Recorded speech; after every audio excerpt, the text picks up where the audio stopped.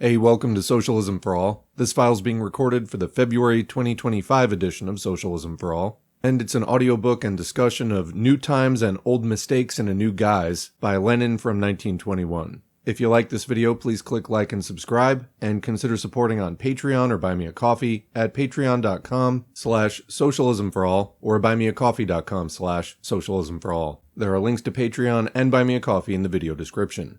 So this piece was written on the 20th of August, 1921. So Russia at this time had been involved in World War I since 1914, and then the revolution pulled them out of that. And then the Revolutionary Civil War was continuing up through this point and then for about another year. Of course, the Bolsheviks did successfully lead the working class through that revolution, but not without some difficulties and some other groups that they had to fight against, other groups who were claiming the mantle of socialism as their own, but dishonestly, as Lenin points out in this text. This piece was first published in Pravda number 190, August 28, 1921, signed N. Lenin, and published here according to the Pravda text, checked with proofs corrected by Lenin. The source is Lenin's Collected Works, 2nd English edition, Progress Publishers, Moscow, 1965. Volume 33, it was translated by David Skversky and George Hanna. HTML transcription and markup by David Walters and R. Symbala, and it's available in the Lenin Internet Archive within the Marxists Internet Archive. Marxists.org, thanks as usual to MIA for hosting this and thousands of other free Marxist texts. So before we begin, I want to note that this piece includes extensive endnotes which help to define and give background on a number of different terms, such as different political factions, that Lenin makes reference to in the text. Each one is like 2 or 3 paragraphs long, so if I were to pause to read all of them as we go, as I normally do, and I think that that's generally the best way to do it, it would really interrupt the text quite a bit. What I'm going to do instead is read them up front in a bookmarked section so that if you want to listen to them, you can. They will follow this comment. Or if you're already pretty familiar with the history of the Russian Revolution, you can just skip ahead to the main text. Alright, let's begin reading the endnotes. First up are the Mensheviks. The Mensheviks were adherents to a right-wing trend in the Russian Social Democratic movement. And at this time, the Social Democratic movement was the general name for the Marxist movement. It hadn't yet split into what we would today call communists versus social democrats, although the Mensheviks would be more like what we today would call social democrats. They received their name, Mensheviks, at the close of the second RSDLP, or Russian Social Democratic Labor Party Congress, in August 1905, when at the elections to the party's central organs, they found themselves in the minority, in Russian, Menshinstvo, and the revolutionary Social Democrats, headed by Lenin, won the majority, Bolshinstvo. Hence the names Bolsheviks and Mensheviks. The Mensheviks sought to secure agreement between the proletariat and the bourgeoisie. In the period of dual power after the bourgeois democratic revolution of February 1917, the February Revolution when the Tsar was deposed, when the dictatorship of the bourgeoisie, as represented by the provisional government, intertwined with the dictatorship of the proletariat and peasants, as represented by the Soviets, the Mensheviks and the Socialist-Revolutionaries, or SRs, a peasant party, accepted posts in the provisional government, supported its imperialist policy, and opposed the mounting proletarian revolution. In the Soviets, the Mensheviks pursued the same policy of supporting the provisional government and diverting the masses from the revolutionary movement. After the October Revolution, they became an openly counter-revolutionary party, organizing and participating in conspiracies and revolts against Soviet power. Next up are the Socialist-Revolutionaries. These were members of a peasant-oriented party in Russia, which emerged at the end of 1901 and the beginning of 1902. After the February bourgeois democratic revolution in 1917, they were, together with the Mensheviks, the mainstay of the counter-revolutionary provisional government of the bourgeoisie and landowners, while their leaders held posts in that government. Far from supporting the peasants' demand for the abolition of landlordism, the Socialist Revolutionary Party pressed for its preservation. The Socialist Revolutionary ministers of the provisional government sent punitive detachments against peasants who seized landed estates. At the close of November 1917, the left Socialist Revolutionaries formed an independent party. During the years of foreign military intervention and the Civil War, the Socialist Revolutionaries carried on counter-revolutionary subversive activities, supported the interventionists and White Guards, took part in counter-revolutionary plots, and organized terrorist acts against leaders of the Soviet government and the Communist Party. After the Civil War, they continued their hostile activities within the country and among White Guard émigrés. Next, the 2.5 International, whose official name was the International Association of Socialist Parties, was an international organization of centrist socialist parties and groups that had been forced out of the Second International by the revolutionary masses. It was formed at a conference in Vienna in February 1921. While criticizing the Second International, the leaders of the 2.5 International pursued an opportunist splitting policy on all key issues of the proletarian movement and sought to utilize their association to offset the growing influence of the communists among the working class masses. In May 1925, the Second and 2.5 Internationals merged into the so-called Socialist Labor International. Next is the Communist Workers' Party of Germany. It was formed in April 1920 by quote-unquote left communists who had been expelled from the Communist Party of Germany at the Heidelberg Congress in 1919. In November 1920, in order to facilitate the unification of all communist forces in Germany and satisfy the wishes of the best proletarian elements within it, the CWPG was temporarily admitted to the Comintern, or Third Communist International, with the rights of a sympathizing member, on the condition that it merged with the United Communist Party of Germany and supported its actions. The CWPG leadership did not fulfill the instructions of the Comintern Executive Committee. For the sake of the workers still supporting the CWPG, the Third Comintern Congress decided to give it 2 or 3 months in which to convene a Congress and settle the question of unification. The CWPG leadership failed to fulfill the decision of the Third Congress and continued their splitting tactics, with the result that the Comintern Executive Committee was compelled to break off relations with the party. The CWPG found itself outside the Comintern, and subsequently degenerated into an insignificant sectarian group that had no proletarian support whatever, and was hostile to the working class of Germany. Next, the workers' opposition was an anti-party faction formed in the Russian Communist Party in 1921 by Shliapnikov, Medvedev, Kollontai, and others. It took final shape during the debates on the role of the trade unions in 1920 to 21. Actually, there was nothing of the working class about this opposition, which expressed the mood and aspirations of the petty bourgeoisie. It counterposed the trade unions to the Soviet government and the Communist Party, considering them the highest form of working class organization. After the 10th Party Congress, which found the propagation of the ideas of the workers' opposition incompatible with membership in the Communist Party, a large number of rank-and-file members of that opposition broke away from it. Next, the Kronstadt Rebellion, or Kronstadt Uprising, is a reference to the counter-revolutionary mutiny which broke out in Kronstadt on February 28, 1921. Organized by Socialist-Revolutionaries, Mensheviks, and White Guards, it involved a considerable number of sailors, most of whom were raw recruits from the villages who had little or no knowledge of politics and voiced the peasants' dissatisfaction with the requisitioning of surplus food. The economic difficulties in the country and the weakening of the Bolshevik organization at Kronstadt facilitated the mutiny. Hesitating to oppose the Soviet system openly, the counter-revolutionary bourgeoisie adopted new tactics. With the purpose of deceiving the masses, the leaders of the revolt put forward the slogan "Soviets without communists," hoping to remove the communists from the leadership of the Soviets, destroy the Soviet system, and restore the capitalist regime in Russia. On March 2, the mutineers arrested the fleet command. They contacted foreign imperialists, who promised them financial and military aid. The seizure of Kronstadt by the mutineers created a direct threat to Petrograd. Regular Red Army units commanded by Mikhail Tukhachevsky were sent by the Soviet government to crush the mutiny. The Communist Party reinforced these units with more than 500 delegates of the 10th Party Congress. All these men, with Kliment Voroshilov at their head, had had fighting experience. The mutiny was snuffed out on March 18. I'll just add that if you're interested in that topic, another YouTube channel, The Finnish Bolshevik, has an interesting, fairly recent multi-part series which goes into some of these early counter-revolutionary efforts. Next, the Constituent Assembly. The elections to the Constituent Assembly were held on November 12, 1917, according to lists drawn up before the October Revolution. Most of the seats were held by right socialist revolutionaries and other counter-revolutionary elements. Though it did not mirror the new alignment of forces that took shape in the country as a result of the revolution, the Communist Party and the Soviet government felt the necessity of convening it because backward sections of the working population still believed in bourgeois parliamentarism. The assembly opened in Petrograd on January 5, 1918, but was dissolved on the next day by a decree of the All-Russia Central Executive Committee when the counter-revolutionary majority in it rejected the Declaration of Rights of the Working and Exploited People submitted by the All-Russia Central Executive Committee, and refused to endorse the decrees of the Second Congress of Soviets on Peace, land, and the transfer of power to the Soviets, the decision to dissolve the assembly was wholeheartedly approved by broad masses of workers, soldiers, and peasants.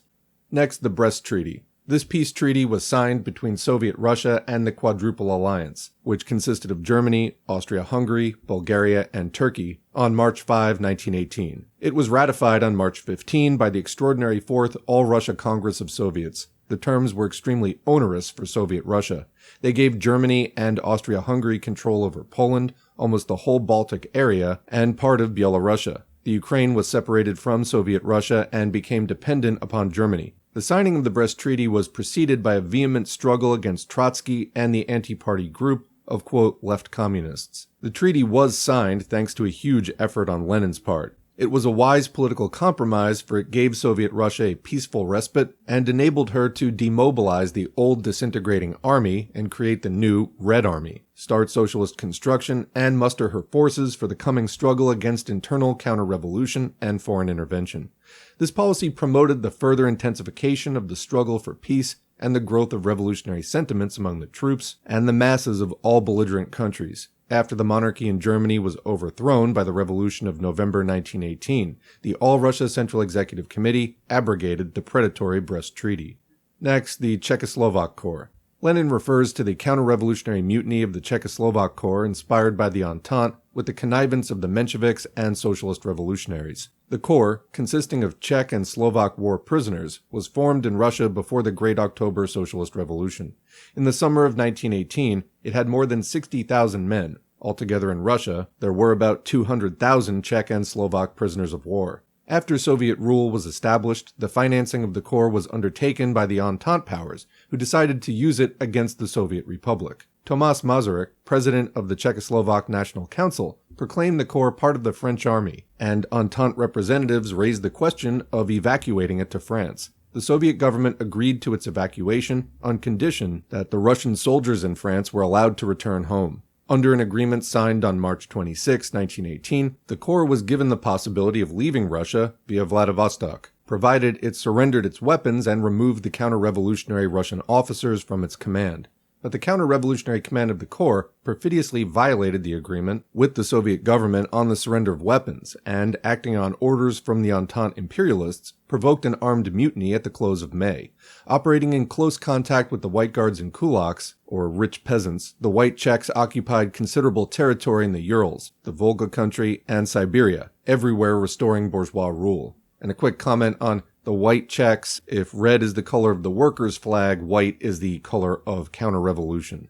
On June 11, soon after the mutiny broke out, the Central Executive Committee of the Czechoslovak communist groups in Russia appealed to the soldiers of the Corps, exposing the counter-revolutionary objectives of the mutiny and calling upon the Czech and Slovak workers and peasants to end the mutiny and join the Czechoslovak units of the Red Army. Most of the Czech and Slovak war prisoners were favorably disposed to Soviet power and did not succumb to the anti-Soviet propaganda of the Corps' reactionary command. Many of the soldiers refused to fight Soviet Russia after they realized that they were being deceived. Nearly 12,000 Czechs and Slovaks joined the Red Army. The Volga country was liberated by the Red Army in the autumn of 1918. The White Czechs were finally routed early in 1920. Next up, Pyotr Wrangel was a baron, czarist general, and rabid monarchist, also known as the Black Baron. Black in this case signifying an extreme reactionary, as in the case of the Black Hundreds, who were reactionary pro-monarchist militias. During the foreign military intervention and civil war, he was a puppet of the British, French, and U.S. imperialists. In April to November 1920, he was commander-in-chief of the White Guard armed forces in South Russia. He fled abroad after his forces were defeated by Trotsky's Red Army. And lastly, the mistakes of the, quote, lefts in the Communist Party of Germany were that they incited the working class to premature actions. The German bourgeoisie utilized these mistakes to provoke the workers into armed action at an unpropitious time. A workers' revolt broke out in central Germany in March 1921. That revolt was not supported by the workers of other industrial regions, with the result that despite a heroic struggle, it was quickly crushed. For Lenin's assessment of this revolt and criticism of the mistakes of the lefts, see Lenin's Speech in Defense of the Tactics of the Communist International, which is available in the collection Lenin on Petty Bourgeois Revolutionism at the Third Comintern Congress, and Lenin's Letter to the German Communists. Alright, so that finishes up the endnotes. Let's now turn to the audiobook. Every specific turn in history causes some change in the form of petty bourgeois wavering, which always occurs alongside the proletariat, and which in one degree or another always penetrates its midst. This wavering flows in two streams, so to speak. Petty bourgeois reformism, i.e. servility to the bourgeoisie covered by a cloak of sentimental democratic and pseudo-social democratic phrases and fatuous wishes, and petty bourgeois revolutionism, menacing, blustering, and boastful in words, but a mere bubble of disunity, disruption, and brainlessness in deeds. This wavering will inevitably occur until the taproot of capitalism is cut. This form is now changing owing to the change taking place in the economic policy of the Soviet government. The leitmotif of the Mensheviks, basically reformists, is the Bolsheviks have reverted to capitalism. That is where they will meet their end. The revolution, including the October Revolution, has turned out to be a bourgeois revolution after all. Long live democracy, long live reformism. Whether this is said in the purely Menshevik spirit, or in the spirit of the Socialist-Revolutionaries, a peasant or rural petty bourgeois party, in the spirit of the opportunist Second International, which endorsed World War I, or in the spirit of the 2.5 International, which basically tried to continue its opportunism, it amounts to the same thing. The leitmotif of semi-anarchists like the German, quote, Communist Workers' Party, or of that section of our former workers' opposition, which has left or is becoming estranged from the party, is, the Bolsheviks have lost faith in the working class. The slogans they deduce from this are more or less akin to the Kronstadt slogans of the spring of 1921. In contrast to the whining and panic of the Philistines from among reformists and the Philistines from among revolutionaries, the Marxists must weigh the alignment of actual class forces and the incontrovertible facts as soberly and as accurately as possible. Let us recall the main stages of our revolution. The first stage, the purely political stage, so to speak, from October 25 to January 5, when the Constituent Assembly was dissolved. In a matter of 10 weeks, we did 100 times more to actually and completely destroy the survivals of feudalism in Russia than the Mensheviks and Socialist-Revolutionaries did during the 8 months they were in power, from February to October 1917. At that time, the Mensheviks and Socialist-Revolutionaries in Russia, and all the heroes of the 2.5 International abroad, acted as miserable accomplices of reaction. As for the anarchists, some stood aloof in perplexity while others helped us. Was the revolution a bourgeois revolution at that time? Of course it was, insofar as our function was to complete the bourgeois democratic revolution, insofar as there was as yet no class struggle among the, quote, peasantry. But at the same time, we accomplished a great deal over and above the bourgeois revolution for the socialist, proletarian revolution. 1. We developed the forces of the working class for its utilization of state power to an extent never achieved before. 2. We struck a blow that was felt all over the world against the fetishes of petty bourgeois democracy, the Constituent Assembly, and bourgeois, quote, liberties such as freedom of the press for the rich. 5. We created the Soviet type of state, which was a gigantic step in advance of 1795 and 1871. The second stage, the Brest-Litovsk peace. There was a riot of revolutionary phrasemongering against peace. The semi-jingoist phrasemongering of the Socialist-Revolutionaries and Mensheviks, and the ultra-left phrasemongering of a certain section of the Bolsheviks. Since you've made peace with imperialism, you're doomed, argued the Philistines, some in panic, and some with malicious glee. But the Socialist-Revolutionaries and the Mensheviks made peace with imperialism as participants in the bourgeois robbery of the workers. We, quote-unquote, made peace, surrendering to the robbers part of our property, only in order to save the workers' rule, and in order to be able to strike heavier blows at the robbers later on. At that time we heard no end of talk about our having lost faith in the forces of the working class, but we did not allow ourselves to be deceived by this phrasemongering. The third stage, the Civil War, beginning with the Czechoslovaks and the Constituent Assembly crowd, and ending with Wrangel from 1918 to 1920. At the beginning of the war, our Red Army was non-existent.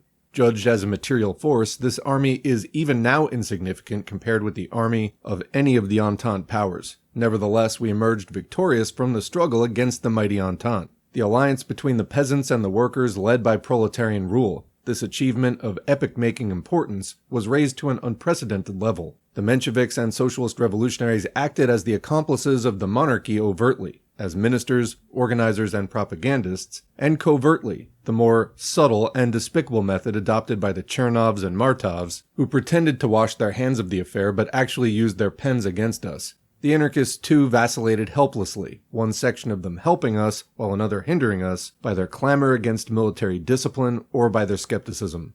The fourth stage, the Entente is compelled to cease, but for how long, its intervention and blockade. Our unprecedentedly dislocated country is just barely beginning to recover, is only just realizing the full depth of its ruin, is suffering the most terrible hardships, stoppage of industry, crop failures, famine, epidemics. We have risen to the highest and at the same time the most difficult stage of our historic struggle. Our enemy at the present moment and in the present period is not the same one that faced us yesterday. It is not the hordes of white guards commanded by the landowners and supported by all the Mensheviks and Socialist-Revolutionaries, by the whole international bourgeoisie. It is everyday economics in a small peasant country with a ruined large-scale industry. It is the petty bourgeois element which surrounds us like the air and penetrates deep into the ranks of the proletariat. And the proletariat is declassed, i.e. dislodged from its class groove. The factories and mills are idle. The proletariat is weak, scattered, enfeebled. On the other hand, the petty bourgeois element within the country is backed by the whole international bourgeoisie, which still retains its power throughout the world. Is this not enough to make people quail, especially heroes like the Mensheviks and Socialist-Revolutionaries, the Knights of the 2.5 International, the helpless anarchists and the lovers of ultra-left phrases? The Bolsheviks are reverting to capitalism. The Bolsheviks are done for. Their revolution, too, has not gone beyond the confines of a bourgeois revolution. We hear plenty of wails of this sort. But we have grown accustomed to them.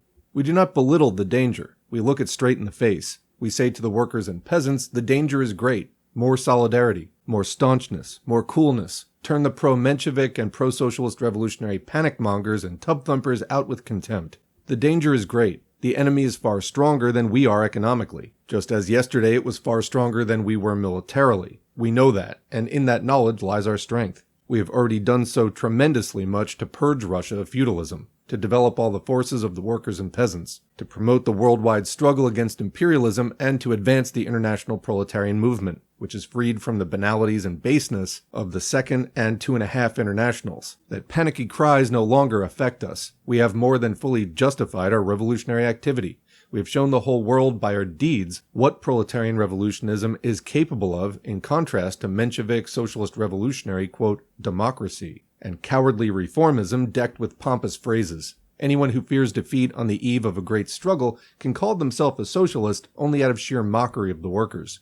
It is precisely because we are not afraid to look danger in the face that we make the best use of our forces for the struggle. We weigh the chances more dispassionately, cautiously, and prudently. We make every concession that will strengthen us and break up the forces of the enemy. Now even the biggest fool can see that the Brest peace was a concession that strengthened us and dismembered the forces of international imperialism. The Mensheviks are shouting that the tax in kind, the freedom to trade, the granting of concessions and state capitalism signify the collapse of communism. Abroad, the ex-communist Levi has added his voice to that of the Mensheviks. The same Levi had to be defended as long as the mistakes he had made could be explained by his reaction to some of the mistakes of the left communists, particularly in March 1921 in Germany. But this same Levi cannot be defended when, instead of admitting that he's wrong, he slips into Menshevism all along the line.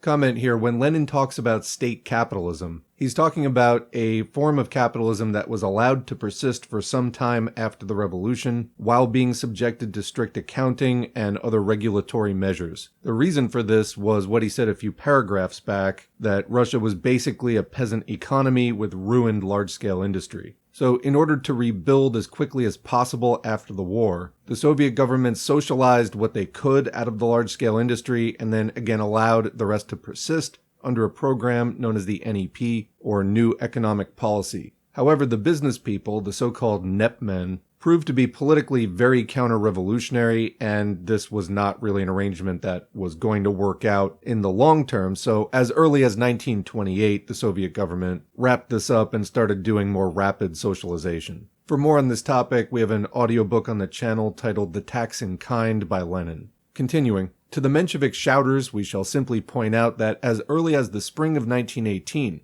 the communists proclaimed and advocated the idea of a bloc, an alliance with state capitalism against the petty bourgeois element. That was 3 years ago, in the first months of the Bolshevik victory.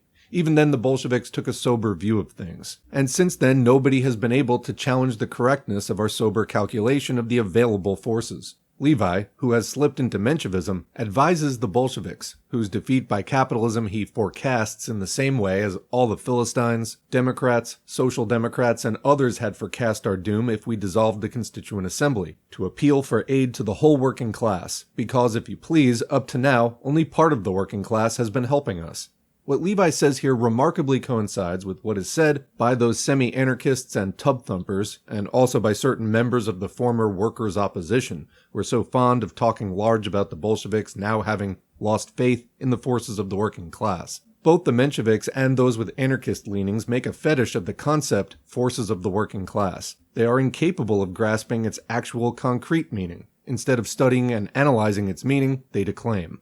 The gentlemen of the 2.5 International pose as revolutionaries, but in every serious situation, they prove to be counter-revolutionaries, because they shrink from the violent destruction of the old state machine. They have no faith in the forces of the working class. It was not a mere catchphrase we uttered when we said this about the Socialist-Revolutionaries and company. Everybody knows that the October Revolution actually brought new forces, a new class, to the forefront, that the best representatives of the proletariat are now governing Russia, built up an army, led that army, set up local government, etc., are running industry, and so on. If there are some bureaucratic distortions in this administration, we do not conceal this evil. We expose it, combat it. Those who allow the struggle against the distortions of the new system to obscure its content, and to cause them to forget that the working class has created and is guiding a state of the Soviet type, are incapable of thinking, and are merely throwing words to the wind. But the forces of the working class are not unlimited. If the flow of fresh forces from the working class is now feeble, sometimes very feeble, if, notwithstanding all our decrees, appeals, and agitation, notwithstanding all our orders for the promotion of non-party people, the flow of forces is still feeble, then resorting to mere declamations about having lost faith in the forces of the working class means descending to vapid phrasemongering. Without a certain respite, these new forces will not be forthcoming. They can only grow slowly, and they can grow only on the basis of restored large-scale industry, i.e., to be more precise and concrete, on the basis of electrification. They can be obtained from no other source. After an enormous, unparalleled exertion of effort, the working class in a small peasant, ruined country, the working class which has very largely become declassed, needs an interval of time in which to allow new forces to grow and be brought to the fore, and in which the old and worn-out forces can recuperate. The creation of a military and state machine capable of successfully withstanding the trials of 1917 to 21 was a great effort, which engaged, absorbed, and exhausted real forces of the working class, and not such as exist merely in the declamations of the tub-thumpers. One must understand this and reckon with the necessary, or rather inevitable, slackening of the rate of growth of new forces of the working class.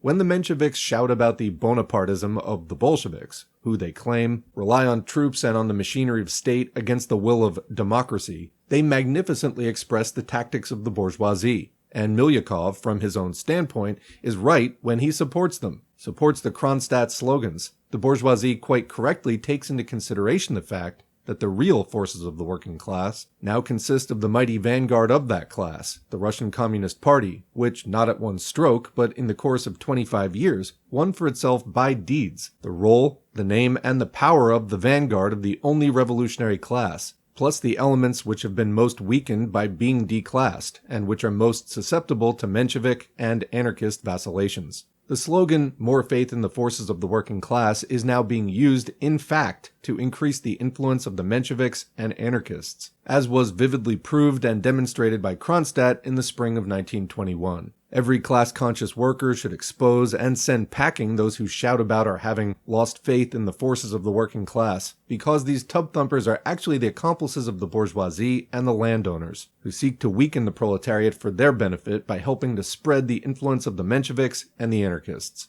That is the crux of the matter if we dispassionately examine what the concept, forces of the working class, really means. Gentlemen, what are you really doing to promote non-party people to what is the main front today, the economic front, for the work of economic development? That is the question that class-conscious workers should put to the tub-thumpers. That is how the tub-thumpers always can and should be exposed. That is how it can always be proved that actually they're not assisting but hindering economic development. That they are not assisting but hindering the proletarian revolution, that they are pursuing not proletarian but petty bourgeois aims, and that they are serving an alien class. Our slogans are down with the tub thumpers, down with the unwitting accomplices of the White Guards who are repeating the mistakes of the hapless Kronstadt mutineers of the spring of 1921. Get down to businesslike, practical work that will take into account the specific features of the present situation and its tasks. We need not phrases, but deeds.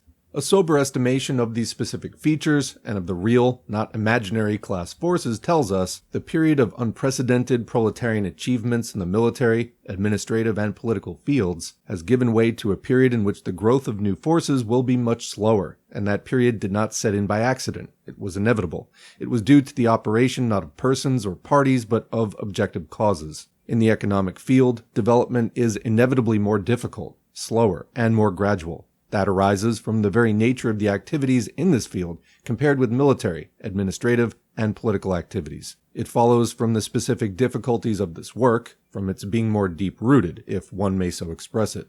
That is why we shall strive to formulate our tasks in this new, higher stage of the struggle with triple caution. We shall formulate them as moderately as possible. We shall make as many concessions as possible, within the limits, of course, of what the proletariat can concede and yet remain the ruling class. We shall collect the moderate tax in kind as quickly as possible, and allow the greatest possible scope for the development, strengthening, and revival of peasant farming. We shall lease the enterprises that are not absolutely essential for us to lessees, including private capitalists and foreign concessionaires. We need a bloc or alliance between the proletarian state and state capitalism against the petty bourgeois element. We must achieve this alliance skillfully, following the rule, measure your cloth 7 times before you cut. We shall leave ourselves a smaller field of work, only what is absolutely necessary. We shall concentrate the enfeebled forces of the working class on something less, but we shall consolidate ourselves all the more, and put ourselves to the test of practical experience not once or twice, but over and over again, step by step, inch by inch, for at present the troops we have at our command cannot advance any other way on the difficult road we have to travel, in the stern conditions under which we're living, and amidst the dangers we have to face.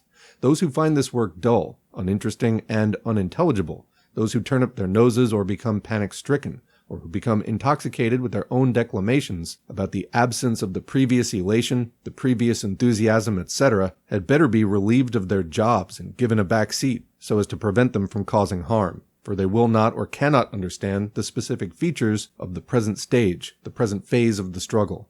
Amidst the colossal ruin of the country and the exhaustion of the forces of the proletariat, by a series of almost superhuman efforts, we are tackling the most difficult job, laying the foundation for a really socialist economy, for the regular exchange of commodities, or, more correctly, exchange of products, between industry and agriculture. The enemy is still far stronger than we are. Anarchic, profiteering, individual commodity exchange is undermining our efforts at every step. We clearly see the difficulties and will systematically and perseveringly overcome them. More scope for independent local enterprise, more forces to the localities, more attention to their practical experience. The working class can heal its wounds, its proletarian class forces can recuperate, and the confidence of the peasantry in proletarian leadership can be strengthened only as real success is achieved in restoring industry, and in bringing about a regular exchange of products through the medium of the state that benefits both the peasant and the worker.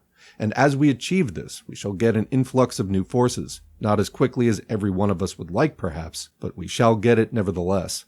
Let us get down to work, to slower, more cautious, more persevering, and persistent work.